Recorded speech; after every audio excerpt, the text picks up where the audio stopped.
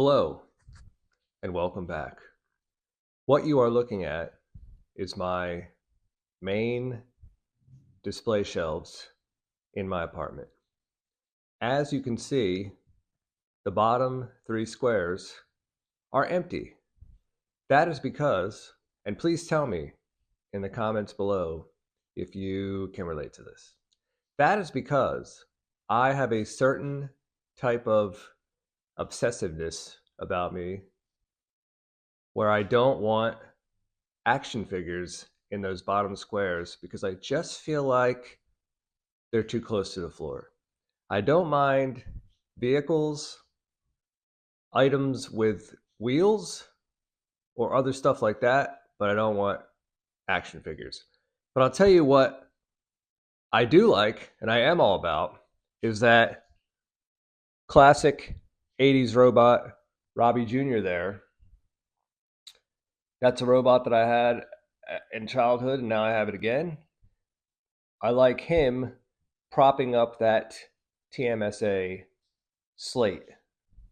So if I could find something else to put there to prop up that slate and move Robbie Jr. to the bottom square, that would be a big, fat nerd W.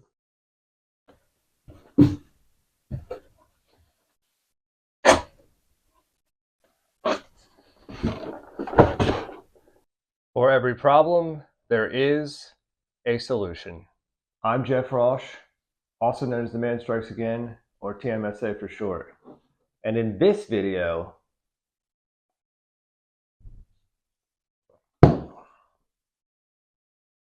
we're going to unbox and assemble this Star Wars TIE Fighter. Star Wars The Power of the Force toy line first hit shelves, or dropped, as the kids say, in 1995 because George Lucas was in pre-production on the sequels, more specifically Star Wars Episode 1, and there had been no Star Wars toys on the market for a long time.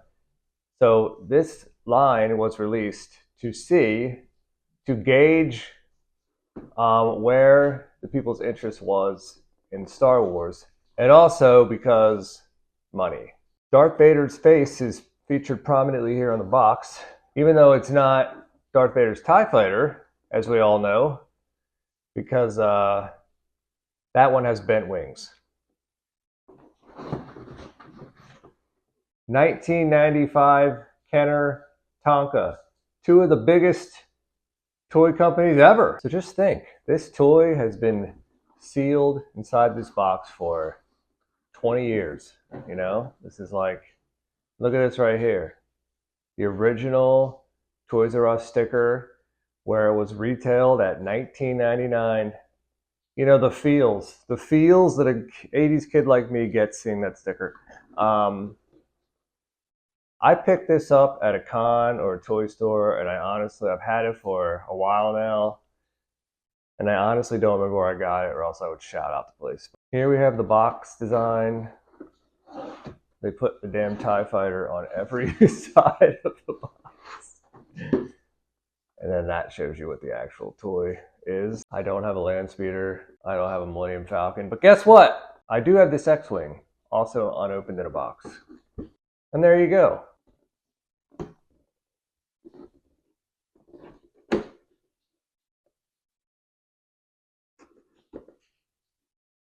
"30 years later, let's see what's inside."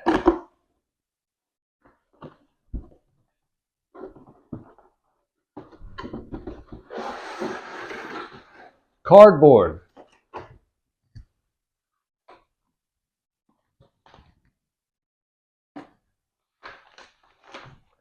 Now you can order these Star Wars collectibles directly from Zanart Publishing. Well, isn't that fantastic?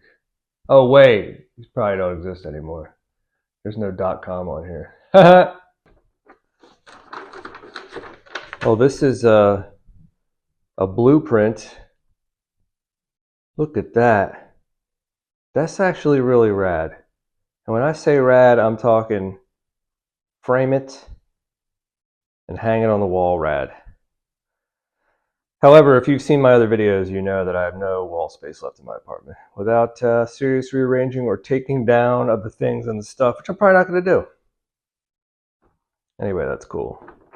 This blueprint alone just brings my inner nerd to peak dorktacular. I'm going to start talking with a bad lisp because I feel so nerd freaking tired. Look at this, you guys. Look at this. This is like the coolest thing ever. Okay? Yeah, exactly. That's where it takes me. Where it takes me. This is worth 5 packs of Dungeons & Dragons cards. I don't know nothing about Dungeons & Dragons. Look at that! I didn't even care about the rest of it. I would have paid $5 for this. Okay, well, anyway. We're going to get past that now. 95, 2005, 2015, 2025. So 2005, 2015, 2025. 30 years this has been in the package, waiting for the day that a guy like me, that an enthusiastic fan of the wars that happen in the stars, was going to come along and purchase it and unbox it. And to be perfectly TBH, as the kids say, I've seen lots and lots and lots of this line, The Power of the Force, at cons and in toy stores unopened. So there's probably many of these that people just collected and thought they would appreciate and value more than they did, because that happens like a lot. And now we have our chassis. Hold on. Why am I asking that question when I have a blueprint right here that's going to tell me what it's called? It's called a command pod. Yeah, command pod. That's what it's called. If you graduate from the Imperial Academy, then you know that. Anybody knows that. Wrapped up in the tapage. And here's a wing. And here's another wing. So there wasn't overall too much going on inside this box. A few simple pieces. 3 pieces. No projectiles.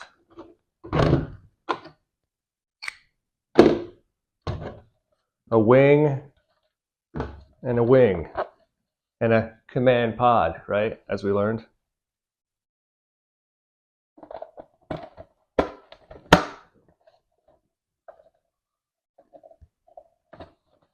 It was upside down. That's the top, because that's the hatch.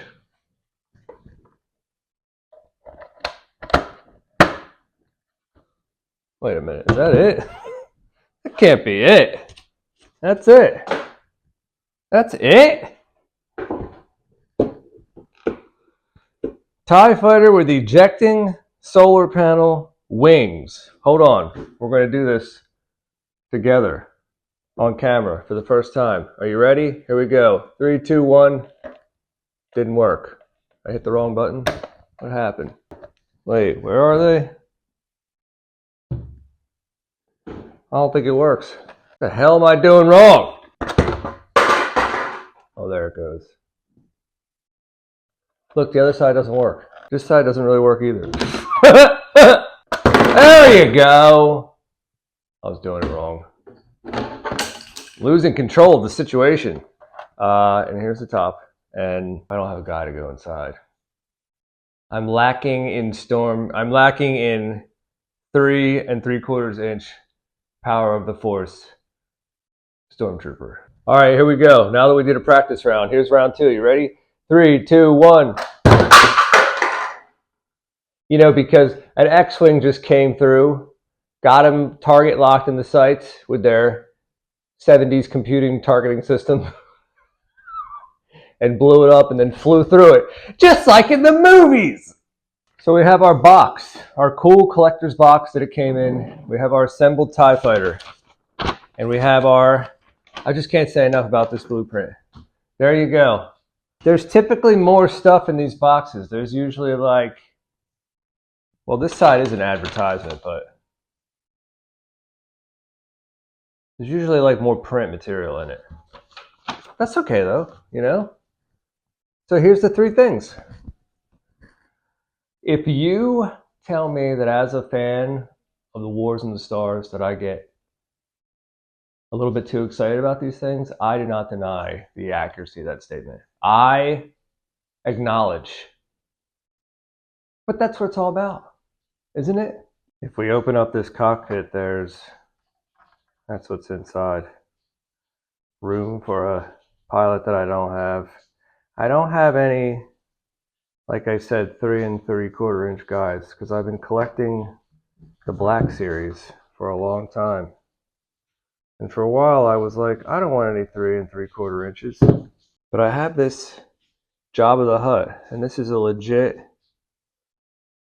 Return of the Jedi vintage era 83 Jabba, which is one of the first pieces that I got in this modern era of collecting I've been doing. And since I have him, it only makes sense I would have others, right? I decided not too long ago I should buy a Rancor. But as of now, no pilot, no stormtrooper.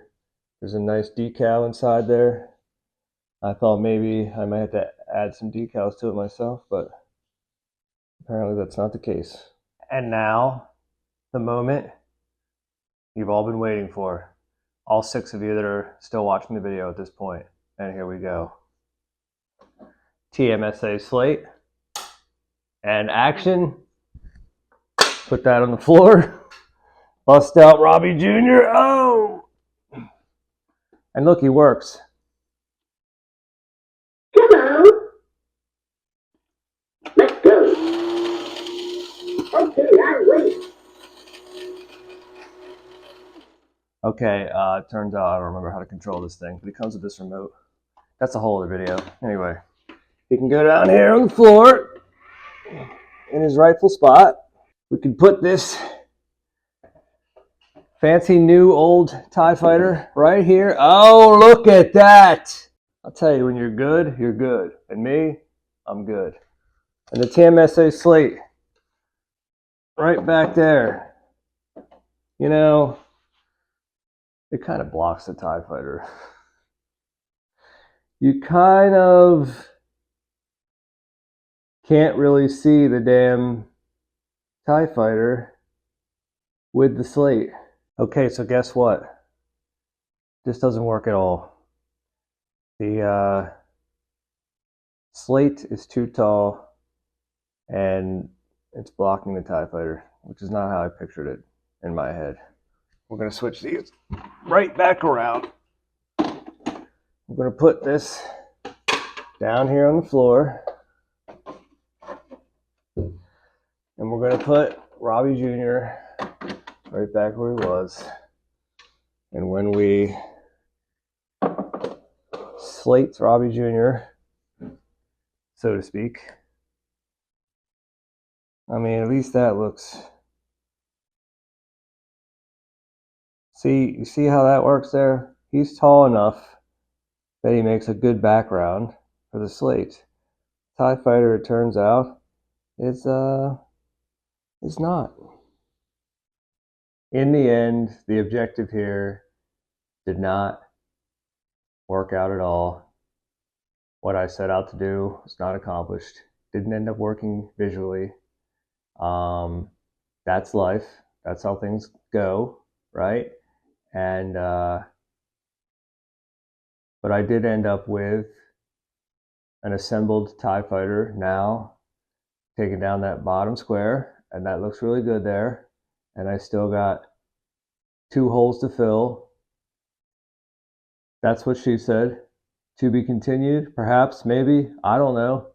But in any case, if you're really actually still here watching this video at this point on this short attention span of YouTube, I'm Jeff W. Roche, and thank you so much for hanging out with me in my apartment today.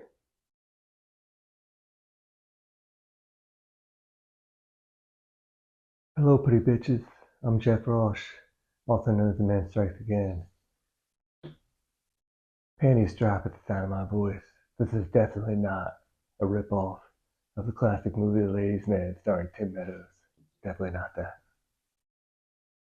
This is camera test number two. Number two, as in two, like you see right there. I'll tell you what, this undefinable, perhaps Texas accent, I don't even know. It's not as easy to do as it sounds like it is. All right, I'm just telling you. Turn my arm like this to show you I'm very confident and in control of the situation, as it were. I am not George Lucas. I am not Steven Spielberg. Despite Darth Vader's face being here on the box, not Darth Vader's turn. Oh, so much for that.